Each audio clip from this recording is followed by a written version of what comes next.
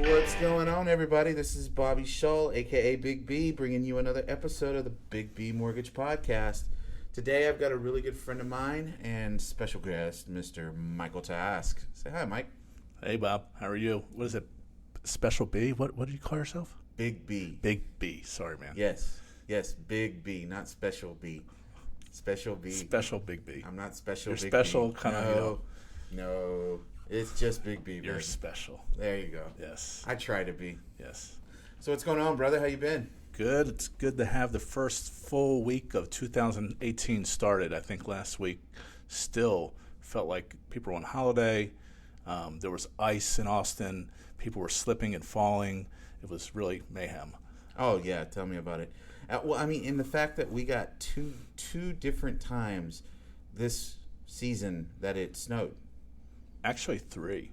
What do you mean 3? I only know of 2. Well, it snowed whenever it was, 2-3 weeks back in December, where we had that little burst of snow, and then New Year's Eve it snowed. Okay, because right? I saw the New Year's. New Year's Eve. What snowed before that? It did snow before that. That probably mid-December. It did for sure on a Friday evening. It snowed around rush hour. Everybody freaked out. Okay, I remember that. Yep. And then New Year's Eve. That was and then 2. January 2nd, there was an event that was no one really knew about, and that's when people were slip, tripping, and falling, and it was mayhem. That Tuesday. Wasn't it more of a freeze? There were some snowflakes in different parts of town. There was some ice. There was some freezing drizzle. It was a mixed bag, and it was unexpected. But that was 3 winter events already in Austin for the season. See, I missed the 3rd. I didn't. I slipped. Oh, that was your slip and fall? That was me slipping and falling, yes. So Yes. I know that there was ice. Michael did a swan dive on the steps here at our office.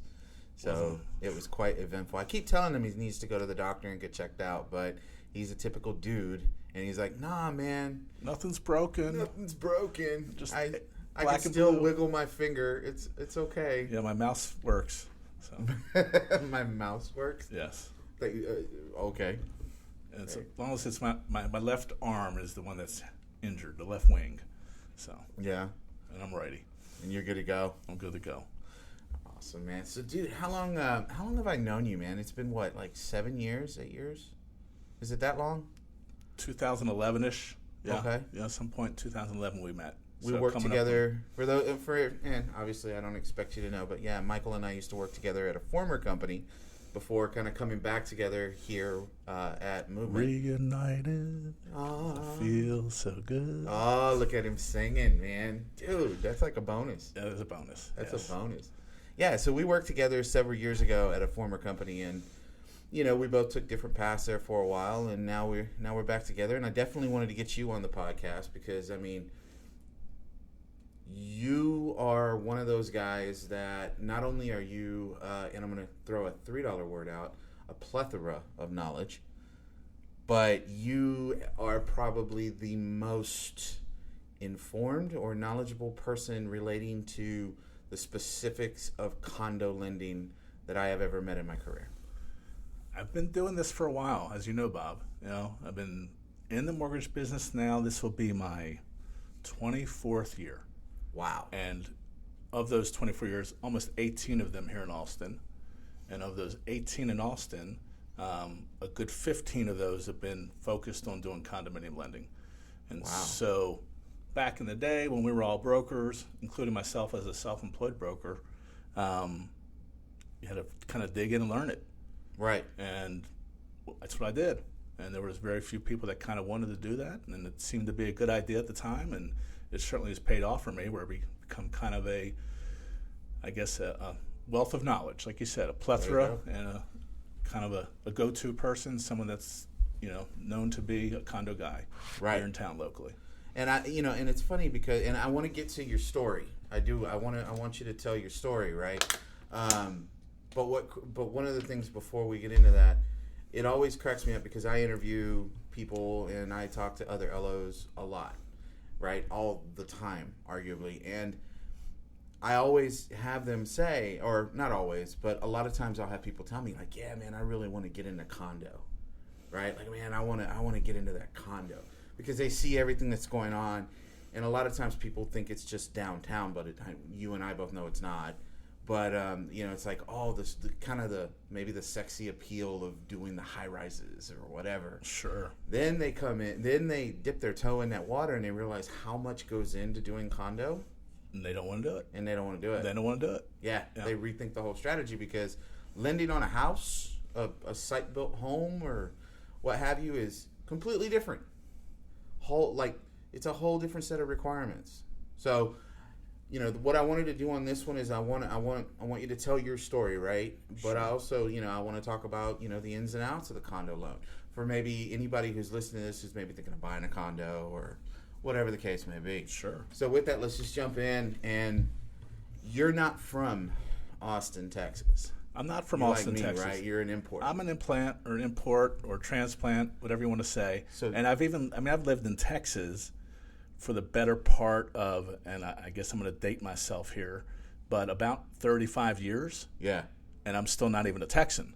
They can't even claim being a Texan. No. I went to high school in Houston, went to college in Texas, etc. I've been in Texas the majority of my life by far, but was born, raised my formidable years as a young lad on the East Coast. From what part? Grew up in Maryland, but had family, including my dad, who moved around from New York to New Jersey, Pennsylvania, and Maryland. But the majority of the time in Maryland, between Baltimore and D.C. Yeah. Yeah, up until right before high school, and then moved to Houston.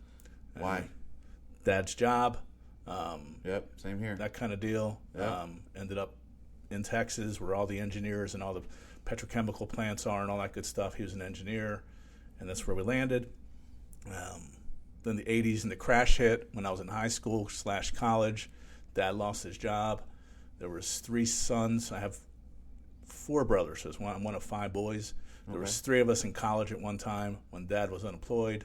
Oh, so wow. That was interesting. Fortunately, back then, higher education was pennies on the dollar compared to today. Yeah. So we were go get a little job, get a little student loan. Wow, you were $3 or $4 grand in the hole. That was about it. Yeah. Keyword little. Little. It really was. I mean, nowadays, forget it. If you're not full boating it, and you're just up to your neck in it's unbelievable. In loans. I mean, I lived in Austin back in the mid to late 80s, and I always tell people it's a tale of 2 cities. It was always got the state capitol, you got the university. Right. They've been here forever. And then there was this guy that kind of started a company at UT back in the late 80s, early 90s called Michael Dell. That guy? And so once that happened, it's kind of before Dell, after Dell. And so the city obviously changed dramatically after Dell. I left here in 1988, and it took me 12 years to get back. And I always said, I just got to get back to Austin. If I could just get back to Austin. I was in Houston for work for a while. Was on the East Coast working for a while in my adult life. But when I finally got back here, even compared to now, obviously from 2000 to 2018, we've seen huge changes, but completely different city from year 2000 to 1988. Where 1988, I've heard that. Yeah, small town, really easy going. The whole different vibe, and then all of a sudden you had all these tech guys here, and all these nerds, and everyone worked. Well, now we got the Californians. Well, they were Californians too. They used to have that flight from Austin to San Jose on Southwest. Right. They used to call it the Nerdy Bird. The Nerdy Bird? The Nerdy Bird, because all those guys were going back and forth between all the tech companies, back and forth. Huh. Yeah, you never heard that one? No. Yeah, the Nerdy Bird. So I'm going to hold that one. But again, when I first got here, the first question was like, do you work for Dell? What do you do? Do you work for Dell? Everyone worked for Dell. Yeah. Or are you in a band? Are you in a band? In a band, or you work for Dell? That was Austin in 2000, and so we've come a long way since then too. Wow. Yeah, so it's a different world. Yeah, where we live, because we live just Round Rock, which is kind of like North Austin at this point. I mean, literally, like my kids go to Round Rock High, but my address is Austin. And if you do like the Realtor.com search now, and you type in looking for a home in Austin, it encapsulates all the way up to Georgetown. Sure. As Austin. And San Marcos almost down the other way. Yeah. It's crazy. Yeah, I mean, it's crazy growth. Yeah. Crazy growth. And I've talked to people in the past who were kind of original Austinites, because that's a thing. Mm-hmm. For those who don't know, if you're an original Austinite, you're an OG. That's right. I mean, and they it's kind of a love-hate relationship, I guess, with the way that the city's changed and the way it's grown. But I love it here, and I'm a city boy at heart. I'm not a country boy. So, like I said, I can't count myself as a Texan or a cowboy because of some of those original, stereotypes, or where I originally grew up. You don't own boots, Mike? I do have one pair of boots. There it is. I bought them again back in the day in Houston when it was like rodeo week in Houston. When I had a job at this company where everyone was dressed up like cowboys, I said, "Ooh, I better get some boots." So those boots are over about 20 years old. Nice. Never had a hat, a cowboy hat. That's what we got to do then. Yeah, but yeah, certainly. I mean, I'm a city boy, so I love what's going on in Austin. Yeah. I love all the new stuff that's coming. I mean, again, back in 2000, a good restaurant was like Chili's. Right. And now we've got so many cool places to go eat and so many cool places to go just hang out, et cetera, where that whole creative juices that came with music, came with the tech people, came with, the popularity of Austin. All these different chefs showed up, too. Yes, and like, hey, we want to live here. Some awesome chefs in this town. Yeah. So there was like a whole renaissance of that too. Yeah. And now we're like the number one microbrew city in the country. Really? Yes. I had not heard that one. So that's another one that we're on the map now. So if you go downtown, particularly in East Austin, you can 10 blocks, you can hit 10 different microbrews.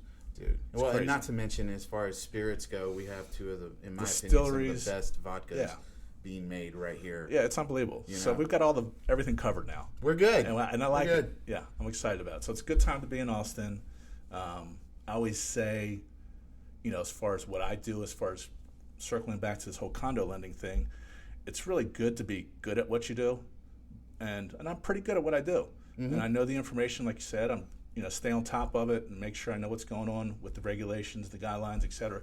But it's also kind of really good to be lucky or be at the right place at the right time. Right. And a big part of my success has been just because I'm sitting here in Austin, Texas, for sure. As it relates to what? Condo as it lending relates to condo lending, as it relates to mortgage financing, absolutely. Well, you know what they say, brother. Luck is what? Luck is when preparation meets opportunity, right? Here we are. And you had prepared. I was prepared. The opportunity just... absolutely. And the weird part is when it relates, talking about these condo thing, I mean, they're just not slowing down. No. I mean, there's been a demand forever. I mean, it's interesting because the projects that started very early on downtown, and let me just focus on downtown. Sure. They would build a building that was 8 stories high with, maybe 70 units, and that was a big deal. Right. And it sold out. And then someone else would build another one, and it would sell out. I mean, the demand was always here in Austin to live downtown. There was no housing in Austin downtown for years and years and years.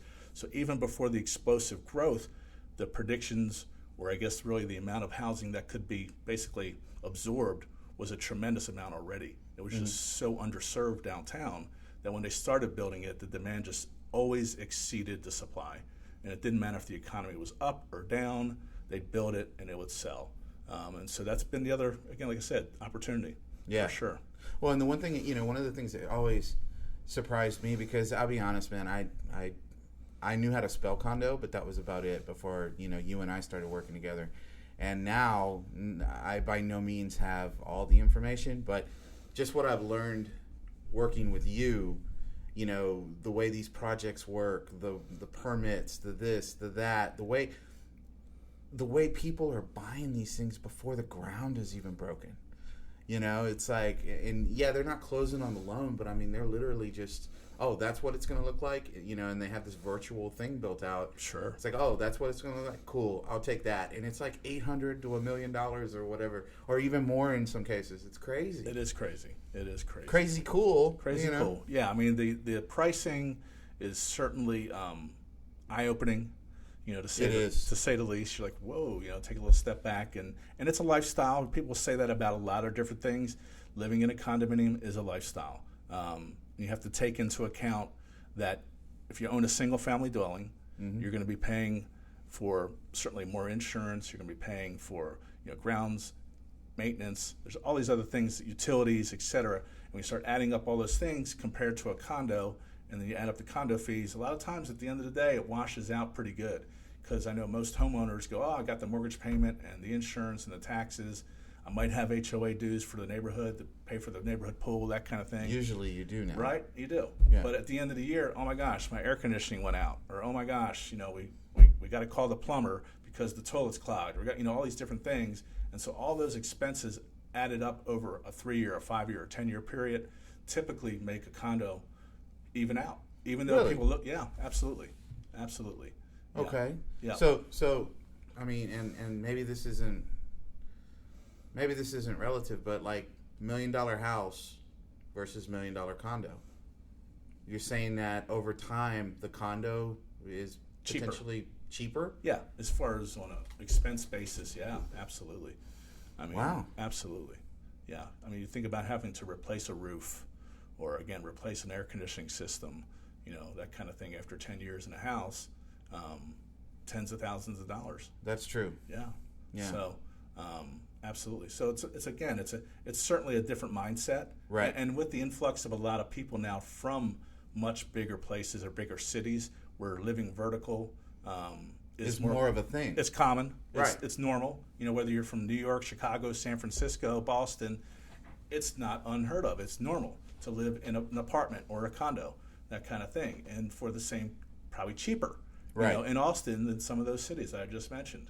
So as they get here and they have a decent paying job, they're like, oh yeah, this is where I want to live for walkability issues, for ease of all the amenities that are downtown on the weekends, et cetera. And now a lot of the companies are moving downtown too. So all the above. There's even properties now that are building without parking. What? Yep.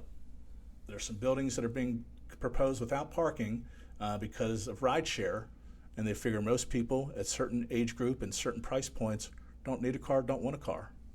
Really? Yes. So that's the next wave of changes downtown. Really? Yes. I had not heard Yes. that at all. Yeah. Wow.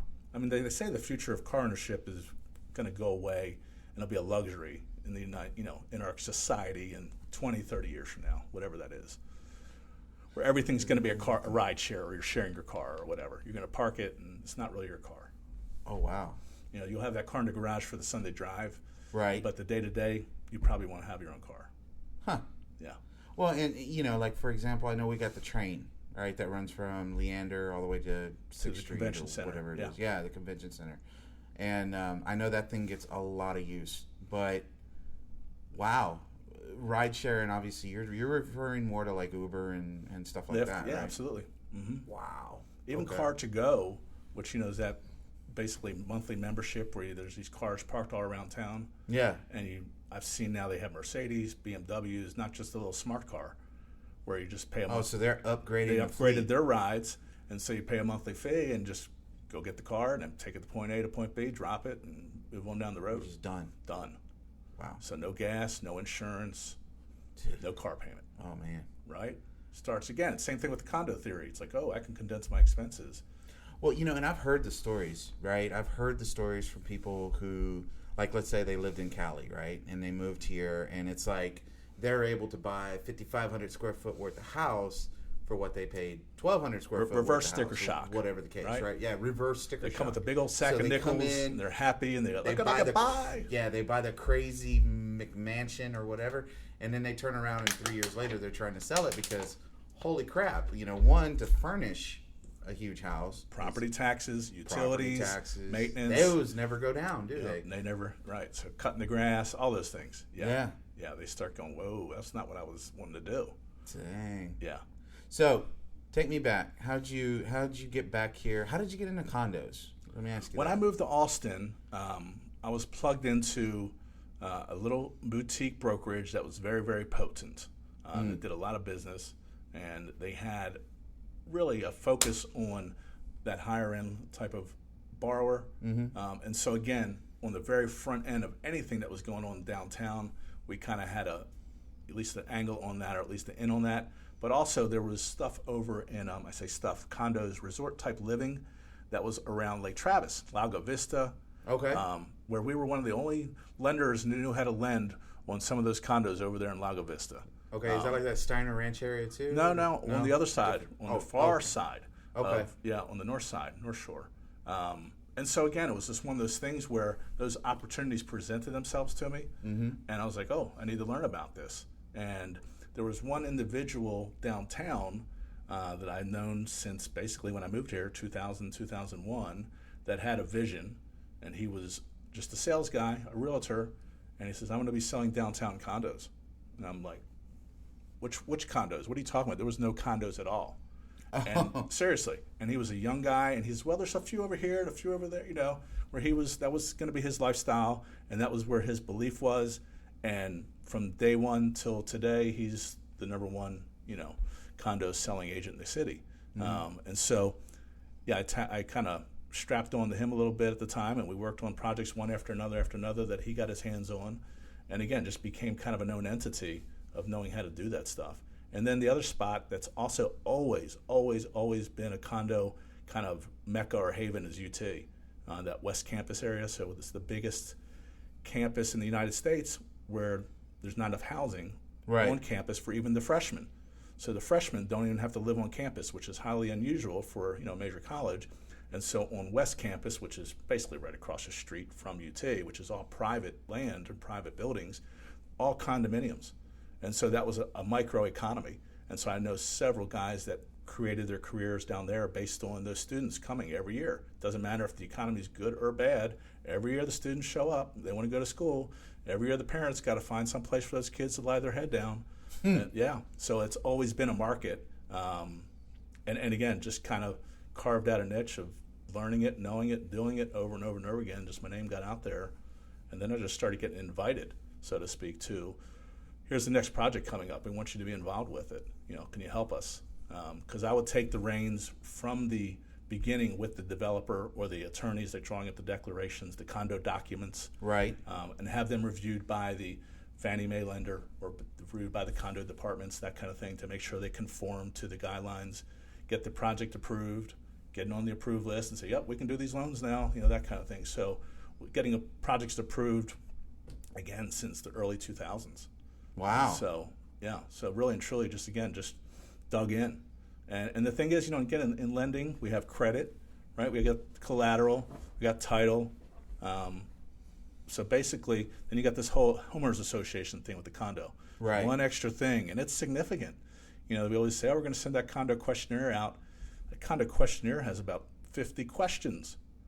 And it's not just what's the occupancy, is it condo warrantable or not warrantable? There's, one thing could be said wrong on that questionnaire to make it go sideways, that kind of thing. So there's a lot of different variables involved, a lot of different things to get looked at regarding the legal documentation, regarding the insurance, regarding the budget, regarding reserves. There's just a lot of different layers in there. And I think, again, the average loan officer does not want to necessarily worry about that. And when you think about just like economics or like the basic supply and demand kind of thing, single family dwellings versus condominiums across the country. Everybody wants their own little house with their own little yard and white picket fence, right? Right. And so there's some lenders out there that don't even do condominium lending because they're like, there's plenty of single families out there. We don't have to do the condo market is, let's call it 10%. I don't know the exact figure. Mm-hmm. Let's say it's 10% of the housing in the country. Then you got lenders that say, yeah, we'll do condos all day long, but they're horrible at it, and they really foul it up. And then you have lenders like us at Movement Mortgage that say, we are a aggressive, progressive condo lender, and we know what we're doing, and we're going to do them all day long. We did over $1 billion in condo loans last year. Yeah. So we're a proven entity of loving condos, doing condos, and so it just was when I came on here, it was just kind of a perfect fit. Yeah, I remember that. I remember the trip. Yeah. So I remember introducing you to our friend Sam Chasnow. Big Sam. Yes. Yeah, man. Yeah, he talks my talk. Oh, God, does he ever? Yeah, he talks the talk. To get you two together, I swear to God, I feel like the dumbest guy in the room. It's back to being not a guy nerd.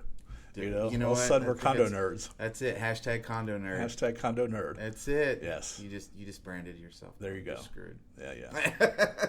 So, but yeah, that's kind of how it started. Again, just from the opportunities and the folks that I started working with originally here in Austin. Yeah. And again, the other folks going, I don't want to do that. And we're like, well, we'll do that all day long. We'll figure it out and we'll do it. And we used to always talk about the secret sauce. Yeah. People go, how'd you guys do that? Well, it's a secret. It's a little secret. But it's just a matter of really just rolling up your sleeves and figuring it out. So you've got a lot of projects coming due already. In other words, and by coming due, I mean that are getting close to completion. Yeah, I've been attached to. Again, there's been a huge renaissance or a tremendous boom, in construction around Austin, right? And condominiums is part of that boom as well. Yeah. And so, really, in 2018 and 19, there's probably about 6 or 7 different projects that'll be coming to delivery, completion, that we're one of the preferred lenders on. And so I think if you add up all the doors, so to speak, or all the listings, it's almost 900, units between 2 different high-rises, 2 different mid-rises, and then a bunch of different other townhome projects that are considered condos. Mm-hmm. So there's a tremendous amount of inventory that's coming online. And again, sales are still been brisk. They've still been, very vibrant, and each of these projects have their own, benefits or, pluses and minuses, so to speak. So there's competition out there, much more than it used to be, where it would be like one building at a time would show up and everyone was waiting in line. Now there's a little bit of, distinguishing between which project has what and where do you want to live and what are the amenities and price points, et cetera. Some projects are what we would call exclusive, some are inclusive, as far as pricing. Really? Absolutely, yeah. So that's part of it too, is that now the developers are trying to, again, not just be cookie cutter and do copycat, and do the same thing over and over again. So they want to bring more different things to the market so that the public will have choices. Yeah. Well, I know some of the projects that you're working on and that are under construction. I mean, they're just, good God, they're beautiful. Just phenomenal craftsmanship. And then now here, especially the northern side, we're seeing it, right? Because we have the Domain that they're talking about creating that. I've been waiting for that. Yeah, we've been waiting for lifestyle. That. Absolutely. Yeah, I see something that's going to happen there. But the bigger thing I think that we're seeing also is the big national builders, is we're seeing the influx of townhomes. Really? Yeah, or row homes or whatever you want to call them, but they're technically condos. And so with so many people moving to Austin and with so little bit of, cheap land, so to speak, that's close within a certain perimeter or certain, circumference of downtown, they're trying to build now more townhomes. And so we're seeing a lot of those projects come up now, where before that was far and few between also. So not only the high rises, but also the mid rises and now townhomes. Wow. So again, like I said, different products for different type of buyers.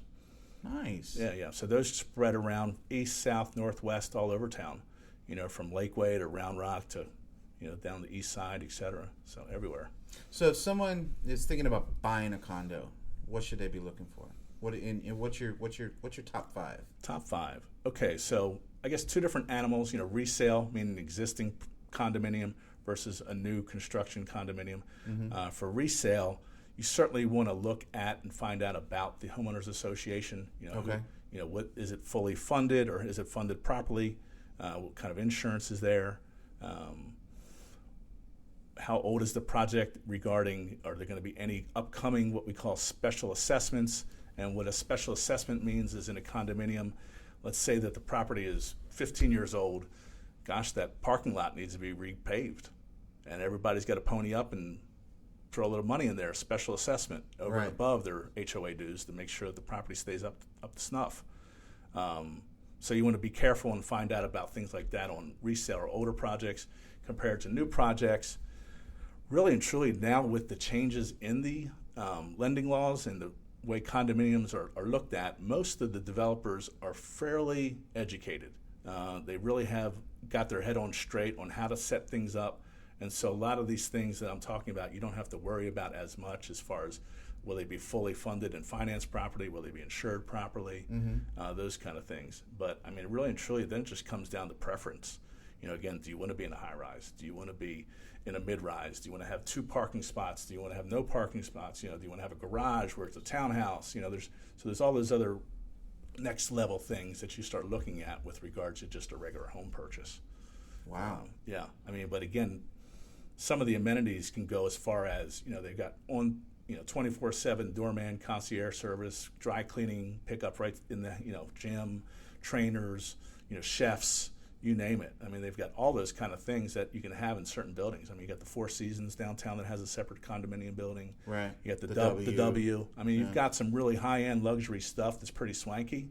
Yeah. And then again, you have these other buildings that are still beautiful that have the next level of these gyms and, again, doorman and just security. Dog parks. On the 12th floor. Absolutely, yes. Yeah, overlooking the lake. All the above, yeah. Access, do you have, where am I going to park my bike? Is there plenty of bike parking? All that kind of stuff. Yes, because downtown, chances are you own a bicycle. You own a bicycle, that's right, yeah. Wow. Yep. Okay, well, good, man. Well, what about realtors? Should they just be looking at the same thing, or? It's interesting.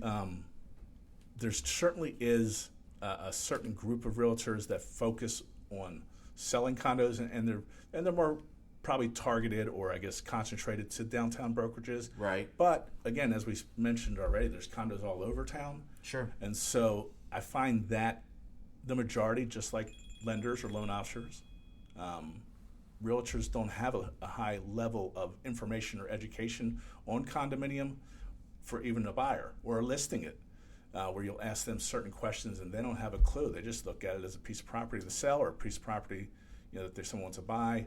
So you certainly want to ask a realtor, if you're looking at buying and you have a realtor that you're using, what is their experience with condominiums? Right. How many condominiums have they listed, or how many condominiums have they sold with buyers, and which properties, and those kind of things, because there's a lot of things that they won't know about, particularly transfer fees, HOA setup fees in some of these buildings can be in the thousands. And, really? Yeah, and they may not know that, and so they may not explain that properly to a buyer, and the buyer's like, well, how come my agent didn't know that? That kind of stuff. And if they're not familiar with the property or the routine, tricky. Yeah, it's just basic stuff, but they may not know. Right. So things like that. Certainly, I would question or at least ask what their experience is with them, good and bad. Yeah. So they can kind of give you their take on it. You excited for 2018? I am. Like I said, I think we're in a good place, good time. Austin is still poised to be the leader, I think, not only in Texas, but probably, throughout the country for as far as growth. Job growth, employment looks great here. It's very strong. So I just think, we're in a good place right now. And again, I'm excited that these projects that I'm working on, a lot of them have, completion dates in 2018. There you go. So that's always nice to know too, that they're going to be, finishing them up. People are going to be moving in, because a lot of times these projects could take 2 years, right, from when we start talking about it, and some even longer than that. So there's definitely there's a patience level and a persistence level that goes into this type of lending as well. Awesome, man. Yeah. Well, dude, thank you for taking time out of your day to come on here and talk. Obviously, I'm sure we're going to shoot some more of these or record some more of these, because I want to hear more about what's going on in the world of condos. Sure. All right. All right. Special Big B. Oh, listen. Special. Yeah. Okay. # Condo Nerd. Condo Nerd. I'm there out. It is. All right, guys. Thanks for taking time to listen to this. Hope you found a nugget in it. And take care. We'll see you soon. Bye.